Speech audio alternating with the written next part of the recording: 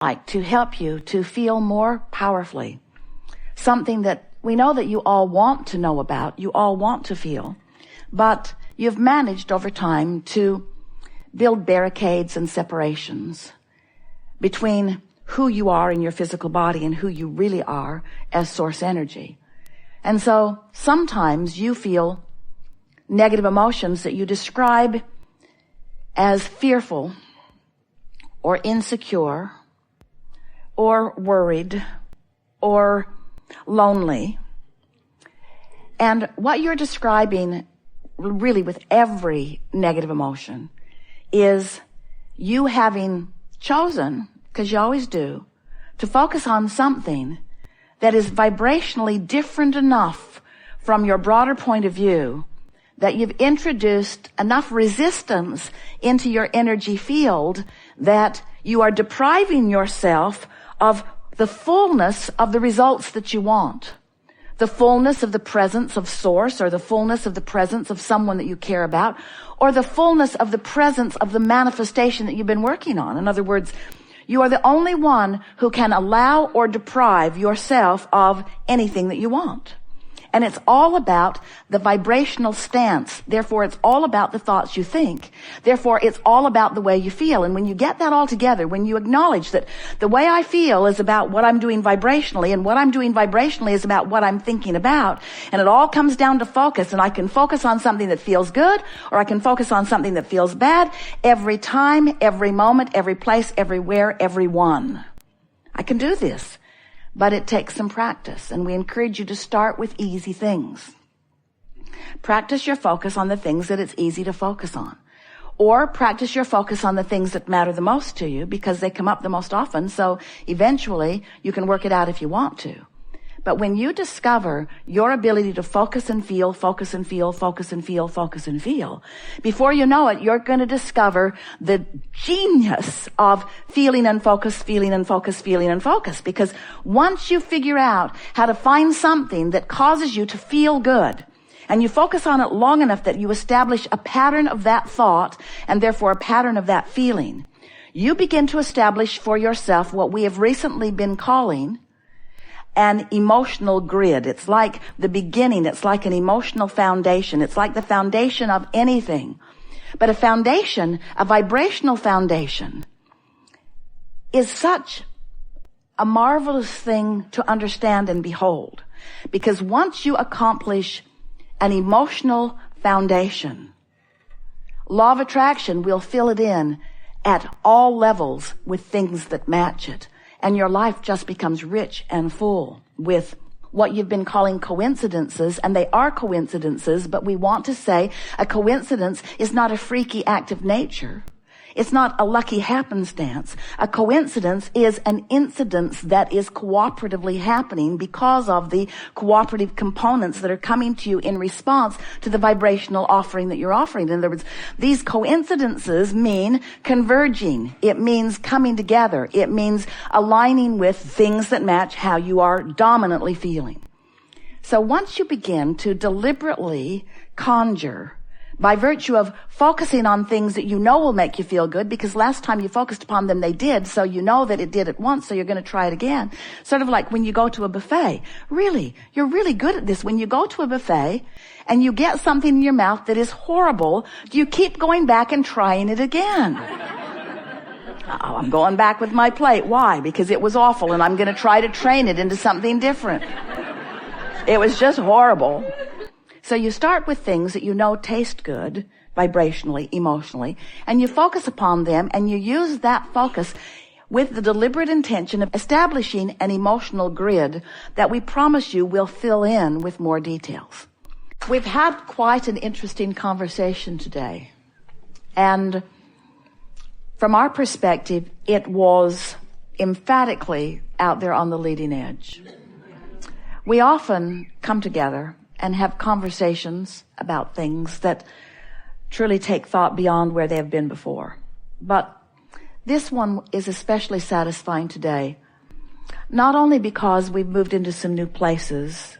Esther will so love listening back to this and finding all of the new pieces that she's wanting to highlight for you, but because it is established within so many of you a renewed interest in getting back to the basics of your vibrational frequency, sort of taking it out of your head and putting it more into your heart, so to speak, into the vibrational beingness. And because of the conversations that we've had, we know that you know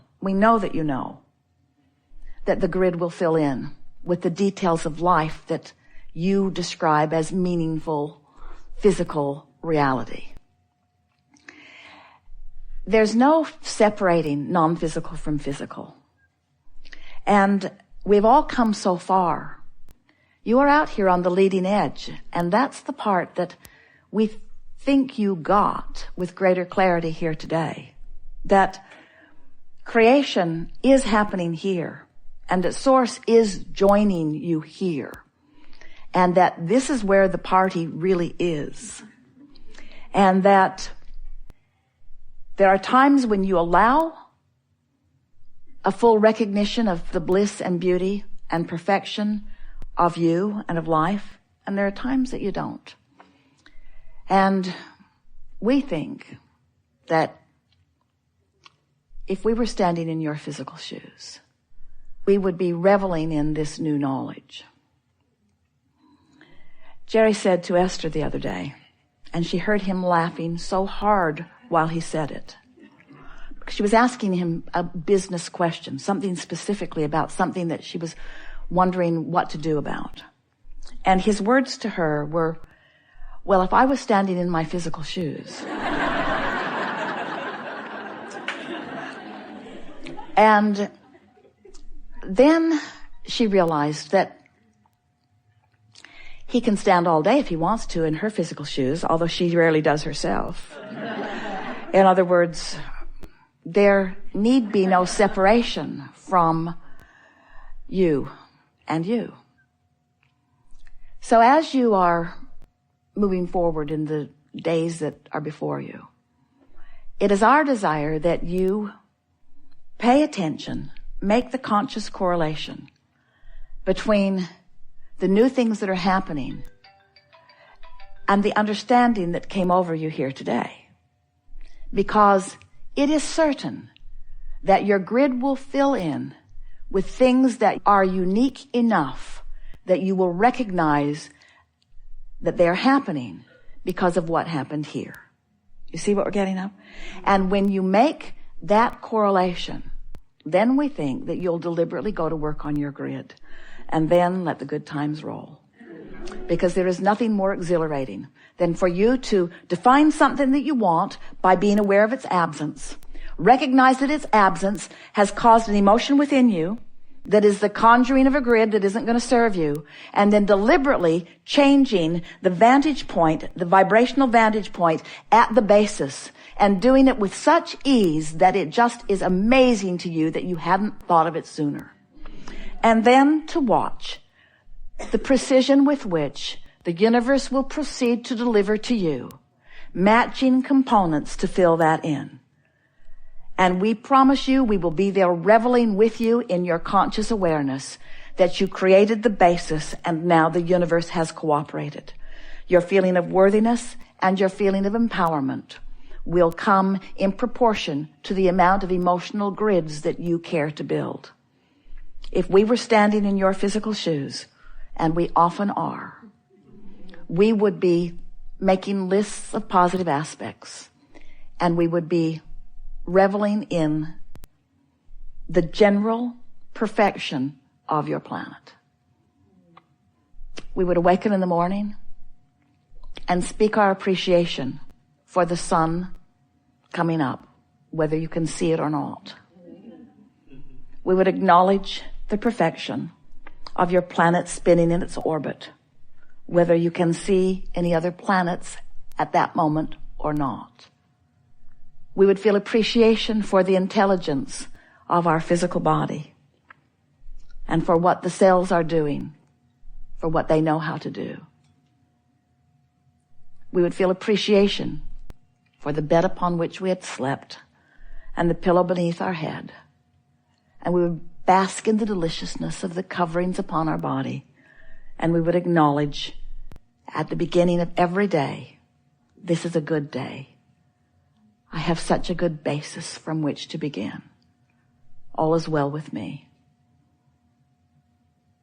Source energy is aware of me and has my back. And everything that matters to me is known, and all things are lined up.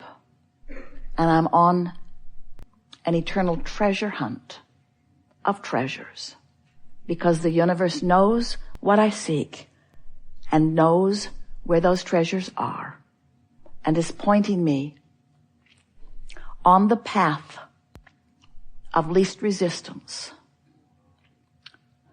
to the adventure and the fun and the thrill that I have defined as my desire.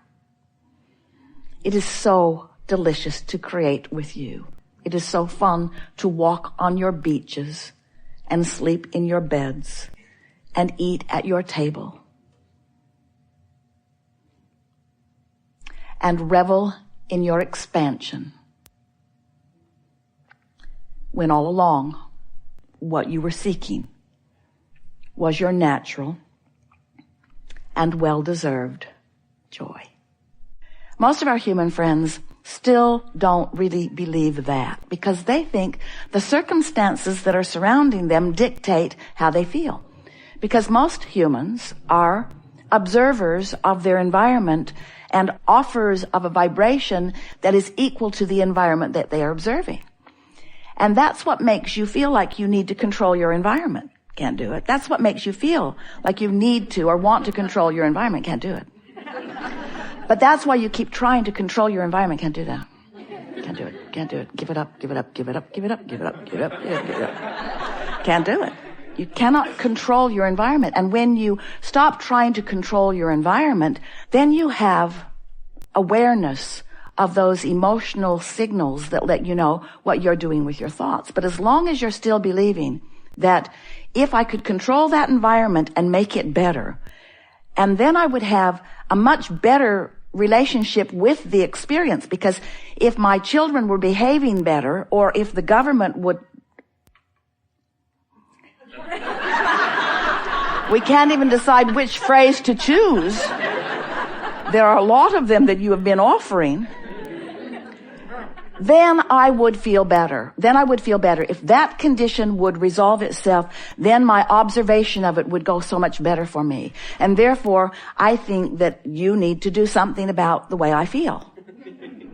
And the thing that's so tricky about that is that no one is working too hard to control the conditions so that you can feel better, because it's not their job to do it.